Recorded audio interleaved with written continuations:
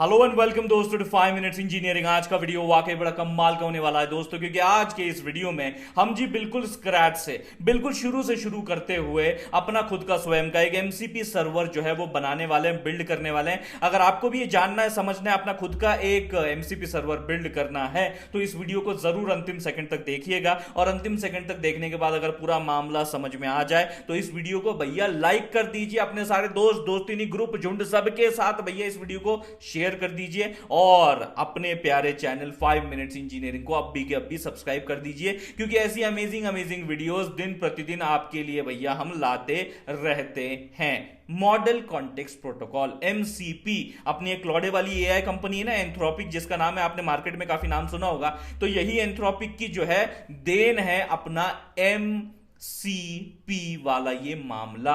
अब ये मामला क्या कर रहा है, क्या प्रॉब्लम सॉल्व कर रहा है, कुछ इसके बेसिक्स जान लेते हैं, फ्लो अंडरस्टैंड कर लेते हैं, फिर यही फ्लो हम लोग तुरंत जो है इंप्लीमेंट भी करने वाले हैं। तो पहले तो ऐसा सोचिए, अंडरस्टैंड कीजिए, जैसे कि आप एक यूजर और मैं एक यूजर हूं। अपने एलएलएम को भैया कुछ हम प्रॉम्प्ट देते हैं, कोई एक क्वेश्चन पूछ लेते हैं। मान लो मैंने उससे क्वेश्चन पूछा, आज भैया पुणे में क्या वातावरण है, क्या टेम्परेचर है, कितनी ह्यूमिडिटी है, क्या विंड स्पीड है, क्या मुझे आज छाता लेके बाहर निकलना चाहिए, क्या बरसात होगी, बाढ़ आएगी। वो आंसर नहीं दे पाएगा, वो हाथ खड़े कर देगा। क्यों? क्योंकि भैया वो इतना इंटेलिजेंट भी नहीं है, इतना कैपेबल भी नहीं है कि रियल टाइम डेटा पे अभी जो भैया बाहर वातावरण चल रहा है वो उसको डिटेक्ट करके आपको तुरंत अपना रिस्पॉन्स जनरेट कर सके, क्योंकि आपका एलएलएम रियल टाइम डेटा के ऊपर ट्रेन ही नहीं हुआ है। ये बात अपने को समझनी है। तो अब वो क्या करेगा? तो ऑब्वियस ही बात है भैया, वो बाहर की दुनिया की मदद लेगा।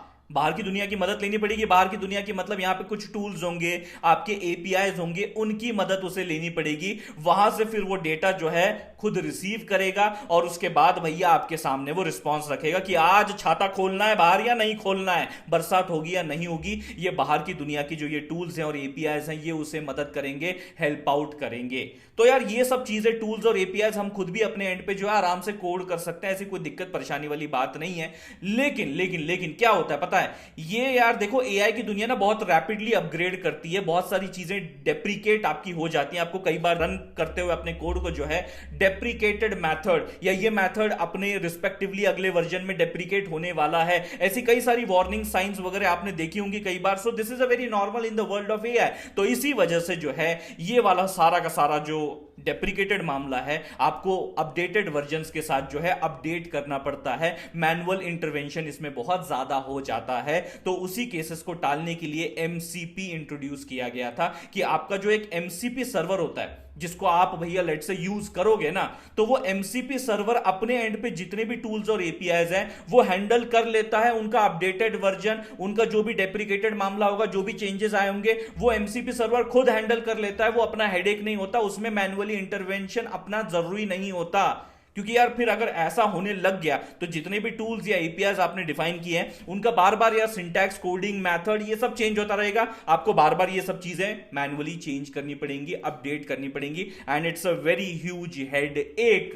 तो भैया उसके लिए अपना एमसीपी सर्वर बना दिया जाता है, जो कि अपने टूल्स एपीआई के साथ इंटीग्रेट करता है, उनको मैनेज करता है, मेंटेन करता है, अपडेटेड रखता है, और इसका टेंशन अपने को नहीं लेना होता है। अब ऐसा ही अपन एक एमसीपी सर्वर जो है वो स्क्रैच से बना रहे हैं, तो ऑब्वियसली बात है हमें खुद ही यहां पे अपने जो टूल्स हैं, जो कि हम वेदर टूल और करेंसी टूल जो है खुद यहां पे डिफाइन करने वाले हैं। तो यहां इनके मेथड्स भी मौजूद रहने वाले हैं, वो किस तरीके से डिफाइन किए जाते हैं वो भी हम बात बताएंगे, और कैसे एक एमसीपी सर्वर आपका जो है एसटीडीआईओ यानी स्टैंडर्ड इनपुट आउटपुट के थ्रू आपके एमसीपी क्लाइंट के साथ कनेक्ट करता है, कैसे वो रिस्पॉन्स एलएलएम तक जाता है और कैसे वो रिस्पेक्टिवली आउटपुट आपके यूजर तक पहुंचता है। उसका एक सिंपल फ्लो अगर मैं आपको बताऊं, यूजर सबसे पहले एक सवाल पूछता है, एलएलएम डिसाइड करता है किस टूल को इस्तेमाल करना है, एमसीपी क्लाइंट के थ्रू भैया एक रिक्वेस्ट उस टूल की इस्तेमाल के लिए जाती है, एमसीपी सर्वर उस टूल को एग्जीक्यूट करता है, टूल का जो डेटा है वो रिटर्न आपको मिल जाता है। एलएलएम को जब वो टूल का डेटा मिलता है तो उसके बेसिस पे उसे एज अ कॉन्टेक्स्ट कंसीडर करते हुए एलएलएम अपना फाइनल आंसर जनरेट करके यूजर के सामने पेश कर देता है। This is the exact flow that we need to understand and this is what is going to happen. तो ये है भैया अपने एमसीपी सर्वर के ये दो टूल्स हैं जो कि भैया एमसीपी सर्वर एक्सपोज करता है है, एडवर्टाइज करता है अपने एमसीपी क्लाइंट के सामने, ताकि क्लाइंट को पता चल सके कि भैया इसके पास कौन कौन से टूल्स हैं और किस क्वेश्चन का आंसर देने के लिए अपने को किस टूल की जरूरत पड़ने वाली है। यह इंटेलिजेंट डिसीजन आपका एलएलएम लेता है। और यह सारा मामला किस प्रकार से होता है, चलिए मैं आपके समक्ष जो है अब एक्चुअल कोडिंग पेश करने जा रहा हूं। तो सबसे पहले भैया जो जो अपने को लाइब्रेरीज डिपेंडेंसीज इंपॉर्टेंट है उनको पिप इंस्टॉल के थ्रू इंस्टॉल कर लेना है, वन बाय वन। आप अपने टर्मिनल पे भी इसे रन कर सकते हैं या जुपिटर नोटबुक में भी वन बाय वन रन कर सकते हैं। उसके बाद एक बार इंस्टॉल हो गया, उसके बाद इंपोर्ट होता है, उसके बाद इस्तेमाल होता है। तो ये ट्रिपल आई का फंडा याद रखना, पहला इंस्टॉल, दूसरा इंपोर्ट, तीसरा इस्तेमाल। ये ट्रिपल आई फॉर्मूला बहुत इंपॉर्टेंट है और इसमें जो जो चीजें इंपोर्ट हमने की हुई है वो आगे चल के अपन कहीं ना कहीं इसका इस्तेमाल करने वाले हैं, उस वक्त मैं आपको बताने वाला हूं। लैंगचेन भी इसमें इंट्रोड्यूस्ड है, एजेंट भी अपन बनाने वाले हैं, ओपन एआई का एपीआई की यूज करने वाले हैं और अपना मल्टी सर्वर्स एमसीपी जो क्लाइंट है वो इसमें इस्तेमाल लिया जाने वाला है। वो सारी बातें आगे आने वाली है। सबसे पहले तो भैया हम क्या करेंगे पता है, अपना जो ओपन एआई का एपीआई की है वो पहले गेट पास के थ्रू यहां पे एंटर करवा लेंगे। गेट पास का इस्तेमाल क्यों किया है वो अभी आपको पता चलेगा। जैसे मैं अरे हाँ पहले देखिए आपने इंपोर्ट नहीं किया, सीधा इस्तेमाल किया इसलिए एरर आ गया। पहले भैया इंपोर्ट कर लेते हैं। इंस्टॉल मैंने ऑलरेडी करके रखा हुआ है, आपको ये इंस्टॉल करना पड़ेगा। उसके बाद मैं इसका इस्तेमाल करता हूं तो यहाँ पे वो यूजर इनपुट के तौर पे मुझे पूछ रहा है कि एंटर द एपीआई की एंड गेट पास की मदद से अब जब मैं ये एंटर कर रहा हूं एपीआई की तो you can see it is all encoded type, मतलब वो डॉट डॉट डॉट जो है वो आपको दिखाई दे रहा है। एपीआई की मैंने एंटर कर दी है and believe me it is the actual true API की, but you are not able to see because ये सिक्योर्ड है। इसी तरीके से आपको भी काम करना है। उसके बाद एक बार आपकी ओपन एआई एपीआई की एंटर हो जाए, उसे यहां पे इस एपीआई की पैरामीटर को असाइन करना है। मॉडल कौन सा यूज करने वाले हो, GPT-4o मिनी मॉडल, और यहां पे अपन अपना ओपन एआई का एलएलएम इनिशियलाइज कर रहे हैं। चलिए इसे भी यहां पे रन कर लेते हैं। ये भी कार्यक्रम रन हो गया और अभी हम लोग अपने मेन सर्वर के ऊपर डायरेक्टली आ जाते हैं। हम अपना एमसीपी सर्वर पाइथन फाइल जो है, स्क्रिप्ट जो एक तरीके से यहां पे डिफाइन करने वाले हैं। आप ये पूरा का पूरा एंटायरली कोड जो कि यहां पे ट्रिपल कोट्स के बीच में लिखा हुआ है, इसे सीधा का सीधा पूरा का पूरा कॉपी पेस्ट करके वीएस कोड में एक अलग .py फाइल से भी सेव कर सकते हैं। कोई दिक्कत कोई परेशानी की बात नहीं है। लेकिन हम लोग यहां पे जुपिटर नोटबुक में काम कर रहे हैं तो यहां पे मैं खुद अपना खुद का जो पाथ है mcp server.py नाम से ये फाइल मेरी सेव होगी और इसके अंदर क्या लिखा जाएगा वो राइट टेक्स्ट मेथड के साथ ट्रिपल कोट्स के बीच में मैंने मेंशन कर दिया है। जैसे रिक्वेस्ट का इस्तेमाल यहां पे करने वाला हूं। क्यों रिक्वेस्ट, क्योंकि भाई देखो अपना जो पाइथन है वो सीधा सीधा किसी भी रिस्पेक्टिवली वेबसाइट पे जाके ठक ठक करके अपना भैया रिस्पांस जनरेट नहीं कर सकता, एक रिक्वेस्ट भेज के रिस्पांस प्राप्त नहीं कर सकता। उसके लिए उसे रिक्वेस्ट की जरूरत पड़ती है और ये जरूरत आगे मैं आपको दिखाने भी वाला हूं। उसके बाद एमसीपी सर्वर फास्ट एमसीपी, जैसे अपना फास्ट एपीआई होता है जिससे कि अपन अपना फास्ट एपीआई सर्वर बनाते हैं, वैसे ही भैया फास्ट एमसीपी की जरूरत पड़ने वाली ताकि फास्ट एमसीपी एक एमसीपी सर्वर डिफाइन हम कर सके। यहां पे दोस्तों मैंने इनिशियलाइज कर दिया है अपने respectively MCP like fast MCP की मदद से एमसीपी ऐप को या सर्वर को आप जो कह सकते हैं लाइव डेटा सर्वलेट से मैंने उसका नाम रख दिया, वो इनिशियलाइज कर दिया है। और यहां पे एक मैंने हेडर डिफाइन किया है, it's like a user agent welcome message. अगर आप ये कई बार देखिए हेडर नहीं लगाते तो कुछ रिस्पेक्टिव वेबसाइट जिनको आप कॉल करते हो कुछ डेटा प्राप्त करने के लिए, रिस्पांस प्राप्त करने के लिए, तो वो आपको डिनाई कर देते हैं, वो एक तरीके से इग्नोर कर देते हैं, रिस्पांस जनरेट नहीं करते, एम्प्टी आपका रिस्पांस भेज देते हैं। तो उसके लिए कई बार यूजर एजेंट वेलकम मैसेज एक ग्रीटिंग मैसेज की तरह जो है उसके सामने आता है और वो उससे थोड़ा ऑथेंटिकेट समझता है। अगर आप ये हेडर फाइल अटैच कर देते हो तो रिस्पांस भी आपको प्राप्त हो जाता है। अब चलिए सबसे पहले हम लोग अपना जो डेकोरेटर यानी कि टूल, ये डेकोरेटर अगर लगाओगे तभी ये जो आगे अपन ने मेथड डिफाइन किए हैं तभी जाके ये टूल्स माने जाएंगे आपके एमसीपी सर्वर के साथ जो कनेक्टेड रहेंगे। अगर आपने टूल ये डेकोरेटर नहीं लगाया तो भैया ये नॉर्मल फंक्शन की तरह ही ट्रीट किया जाएगा। So if you want that you should have defining the respectively MCP tool, you must define this respectively decorator tool round bracket. और इसके बाद अपने को मेंशन करने अपने वो दो टूल जो कि अपने को पहले वेदर रिटर्न करेगा और दूसरा टूल जो रहेगा रिस्पेक्टिवली अपना करेंसी रेट जो है वो रिटर्न करने वाला है। तो ये मामला बड़ा सिंपल है टूल डिफाइनिंग का। गेट वेदर ये मैंने खुद का कस्टम जो है मेथड डिफाइन किया है। रिस्पेक्टिवली पहले सिटी, कोई भी सिटी जो आप पास करना चाहते हो व्हाटएवर द रिस्पेक्टिव लोकेशन या जो नाम आप पास करना चाहते हो वो यहां पे इस फंक्शन को चले जाएगा। यहां देखिए जो मैं रिक्वेस्ट की बात कर रहा था, रिक्वेस्ट डॉट गेट, मुझे क्या चाहिए है, मुझे रिस्पेक्टिवली ये जो सिटी पास किया है या जो भी भैया नाम पास किया है ना इसके एक्चुअली कोऑर्डिनेट्स चाहिए, मतलब लैटिट्यूड और लॉन्जिट्यूड चाहिए। कहां से मिलेंगे, यहां से मिलेंगे। You have to go to openstreetmap.org search, यहां से आपको मिलेंगे। तो यहां पे मैंने अपने जो पैरामीटर्स है वो दे दिए, यानी कि अपना पैरामीटर यानी कि जो लोकेशन का नाम है सिटी वो दे दिया है। जेसन फॉर्मेट में मेरे को आंसर चाहिए। लिमिट 1 यानी कि मेरे को सबसे बेस्ट जो मैचिंग रिस्पेक्टिव रिजल्ट्स है वही चाहिए। कई बार क्या होता है ना, आप अगर किसी रिस्पेक्टिव सिटी या कंट्री का नाम शेयर कर देते हो तो कई बार वो बहुत सारी और जगहों से मैच भी करता है, तो इसीलिए मैंने लिमिट 1 लगा दिया है कि वो बेस्ट फिट मैच वाला एक ही रिस्पॉन्स मेरे को चाहिए, उसी के लैटिट्यूड लॉन्जिट्यूड वैल्यूज मुझे चाहिए। और ये देखिए जो मैंने हेडर ऊपर डिफाइन किया था, यही हेडर यहां पे भी प्रोवाइड कर दिया है। So what I will get in Jio, what I will get the latitude longitude value. अब ये लैटिट्यूड लॉन्जिट्यूड वैल्यू मुझे फेच भी करनी पड़ेगी जियो में से। सबसे पहले तो एक चेक कर लेते हैं कि मान लीजिए अगर जियो के अंदर कुछ भी अगर वैल्यू नहीं आई, if it is empty,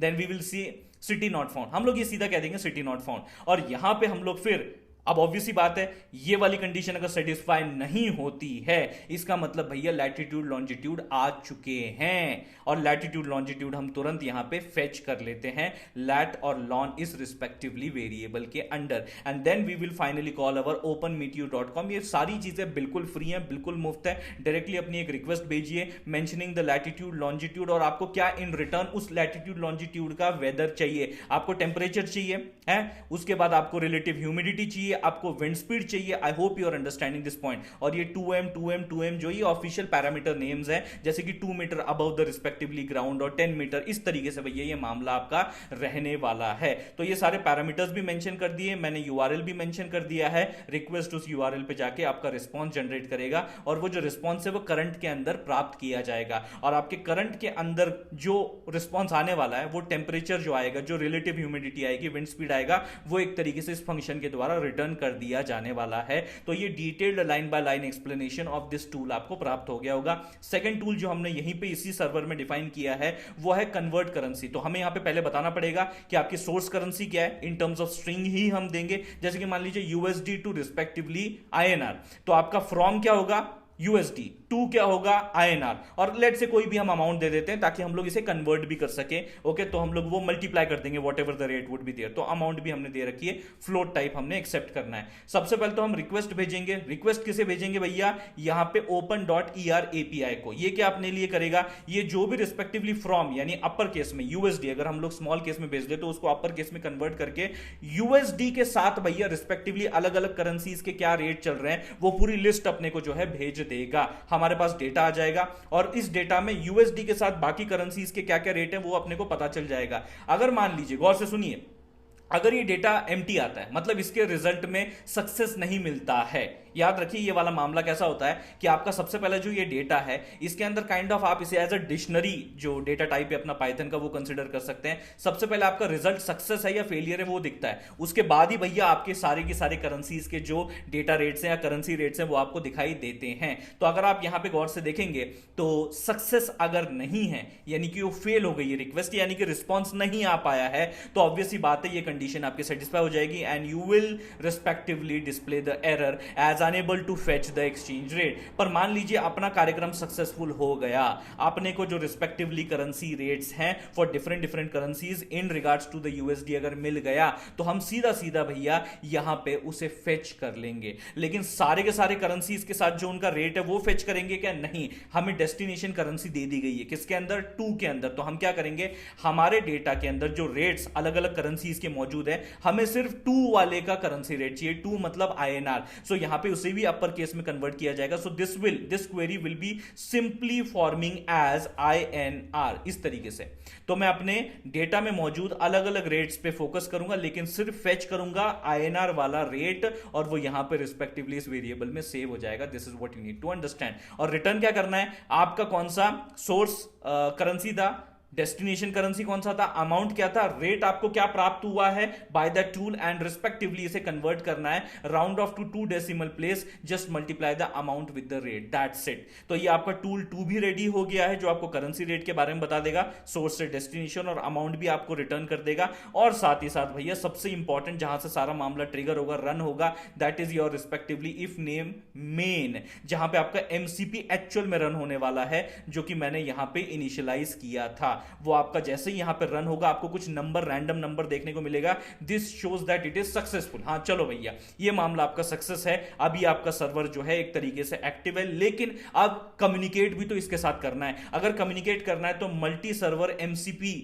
client का इस्तेमाल करना पड़ेगा। मतलब एक क्लाइंट आपका कई सारे रिस्पेक्टिव मल्टीपल सर्वर्स के साथ कनेक्ट कर सकता है। ये कैपेबिलिटी हमारे पास यहां पे है मौजूद। हमारे पास एक ही सर्वर है, उसके अंदर 2 टूल्स हैं। अब हम यहां क्या करेंगे, लाइव डेटा इस तरीके से इसका जो है नेमिंग कर देते हैं और यहां बताते हैं कि इस लाइव डेटा के साथ, यानी कि जो हमें अभी टेम्परेचर और करंट करेंसी मिलने वाली है, उसको कैसे कम्युनिकेट किया जाए, क्लाइंट के साथ कैसे कम्युनिकेशन किया जाए। जैसे हमने यहां पे भी देखा था STDIO के थ्रू कम्युनिकेट किया जाएगा सर्वर और क्लाइंट के बीच में। तो एग्जैक्टली हम भी ट्रांसपोर्ट STDIO यानी कि स्टैंडर्ड इनपुट आउटपुट के थ्रू ही कम्युनिकेशन होगा। कमांड हमने दे दी है sys एग्जीक्यूटेबल, यानी कि जो भी रिस्पेक्टिवली हमारा अभी पाइथन इंटरप्रेटर कोड को एग्जीक्यूट करने के लिए इस्तेमाल में लिया जा रहा है, एग्जैक्टली वही इस कम्युनिकेशन के लिए भी इस्तेमाल में लिया जाएगा। और आर्गुमेंट के तौर पे सबसे इंपॉर्टेंट स्क्रिप्ट जो हमने पाइथन की दी है वो है mcp_server.py। ये कौन सी स्क्रिप्ट है, ये कौन सी फाइल है, ये एग्जैक्टली वही फाइल है जो अभी अभी हमने बनाई थी,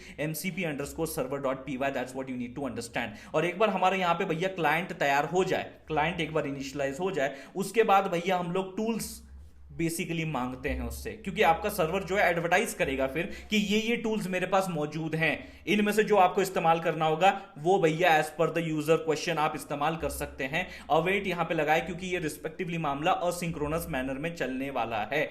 client.get tools, यहां पे मेरे पास सारे टूल्स आ जाएंगे। अवेलेबल टूल्स मैं आपको डिस्प्ले कर दूंगा और एक एक करते हुए टूल्स के नाम भी आपके सामने लूपिंग में लगा दूंगा। ये देखिए भैया मामला, मेरे पास अवेलेबल टूल कितने हैं, काउंट, यानी कि लेंथ मेथड यूज किया, 2 टूल्स अवेलेबल है। कौन से भैया, क्या नाम है, तो टूल डॉट नेम आपके पास आ जाएगा, that is get weather and convert currency. यही आपके फंक्शन के नाम है, convert currency and get tool. ये आपके रिस्पेक्टिवली 2 टूल्स हैं, वो आपके सामने आ चुके हैं, एक्टिवली एडवर्टाइज हो चुके हैं, एक्सपोज हो चुके हैं। अब इन्हीं का इस्तेमाल हम करने वाले हैं, लेकिन उसके लिए हमें एक एजेंट लगेगा, हमें एक एजेंट बनाना पड़ेगा। और ये जो एक AI एजेंट है, इसके पास 2 चीजें चाहिए, सबसे पहले तो दिमाग और दूसरी बात है उसके हाथ पैर। तो दिमाग क्या भैया, उसका LLM, जो उसका दिमाग है दैट इज मॉडल, जो LLM जो OpenAI API की हमने ऊपर डिफाइन किया था। और दूसरे हैं भैया उसके हाथ पैर, यानी कि टूल्स, एक बताएगा टेम्परेचर, एक बताएगा करंट जो आपकी करेंसी रेट चल रहा है फ्रॉम टू के बीच में। तो ये उसके टूल्स हो गए जिसकी मदद से वो कुछ ऐसे क्वेश्चंस का आंसर दे पाएगा जो कि उसके ट्रेनिंग का पार्ट नहीं थे। I hope you are understanding the point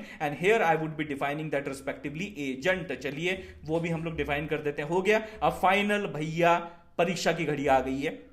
अब हम एक क्वेश्चन पूछने वाले हैं अपने इस एजेंट से, ए इन्वोक, यानी कि असिंक्रोनस मैनर में इन्वोक हम उसे करने वाले हैं, जहां पे रिस्पेक्टिवली पहले तो यार अपना एक रिस्पांस जाएगा, फिर तब तक अपना क्लाइंट जो है हॉल्ट पे होगा, यानी कि कुछ एग्जीक्यूशन नहीं करेगा, फिर जैसे ही रिस्पांस आएगा उसके ऊपर भैया अपना फाइनल आंसर तैयार किया जाएगा। तो ये असिंक्रोनस बिहेवियर यहां पे चलने वाला है, इसके लिए अ इन्वोक और अ वेट जो है यहां पे इस्तेमाल में लिया गया है। तो क्या मैसेज भेज रहा हूं एज अ यूजर रोल के तौर पर, मैं कंटेंट भेज रहा हूं, मैं उसे बोल रहा हूं, एज अ कॉन्टेक्स्ट उसे प्रोवाइड कर रहा हूं, एक क्वेश्चन पूछ रहा हूं आप कह लीजिए, या टेक्निकली कहिए तो एक प्रॉम्प्ट उसे मैं दे रहा हूं। I am travelling from India to Dubai tomorrow. तो भैया कल अपन इंडिया से दुबई ट्रैवल कर रहे हैं, एक काम कर, मेरे को तू चेक कर वेदर दुबई का and tell me what kind of clothes I should pack. तो पहले तो वो वेदर चेक करने के लिए आपके वेदर टूल का इस्तेमाल करेगा, उसके हिसाब से वो सजेस्ट करेगा। एक बार वेदर का रिस्पांस आ गया कि भैया रिस्पेक्टिवली आपके कौन से क्लोथ आपने पैक करने चाहिए, ज्यादा गर्मी है, ज्यादा ठंड है, बरसाती है, क्या है, वॉट एवर इट इज।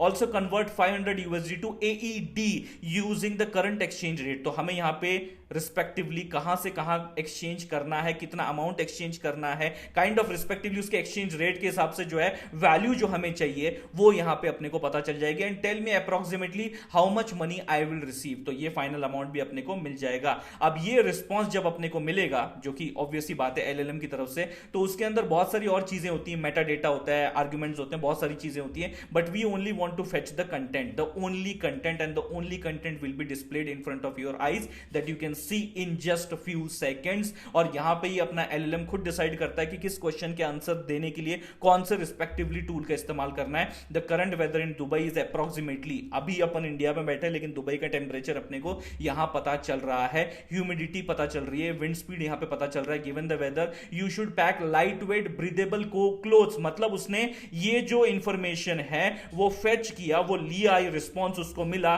उसके बेसिस पे LLM ने अपना दिमाग लगाया और फिर कुछ उसने क्लोथिंग जो अपन ने पैक करनी चाहिए ट्रैवल के लिए वो उसने बता दिए। And regarding to the current exchange rate, जो कि उसने यहां पे देखिए आपके सामने पेश कर दिया है, ये रेट अपना है और ये अप्रोक्सीमेट अमाउंट भी आपके सामने जो है उसने पेश कर दी, क्योंकि ये जो रेट था इट इज फॉर 1 USD पर USD डॉलर की बात वो कर रहा है। तो यानी कि उसने दोनों क्वेश्चंस के आंसर दिए हैं और किस टूल का इस्तेमाल किस क्वेश्चन को आंसर करने के लिए करना है वो भी उसने इस्तेमाल किया। This was the all end to end kind of a project भी आप कह सकते हैं। Building of MCP server connecting to MCP client ये भी आप कह सकते हैं। ये पूरा मामला आपके सामने मैंने रख दिया है। होपफुली ये सारी चीजें आपको समझ में आ गई होंगी, किस तरीके से आप भी खुद का अपना एक एमसीपी सर्वर बिल्ड कर सकते हैं, ये भी आपको एक क्लैरिटी मिल गई होगी। तो भैया इस वीडियो को अभी के अभी लाइक कर दीजिए, उससे भी ज्यादा जरूरी इस वीडियो को शेयर कीजिए अपने सारे दोस्त दोस्ती ग्रुप झुंड के साथ अभी के अभी, और अपने चैनल प्यारे चैनल 5 मिनट्स इंजीनियरिंग को अभी के अभी सब्सक्राइब कर दीजिए। ये सारी चीजें बिल्कुल फ्री है तो तुरंत जी कर दीजिए। मिलते हैं जी अगले वीडियो में।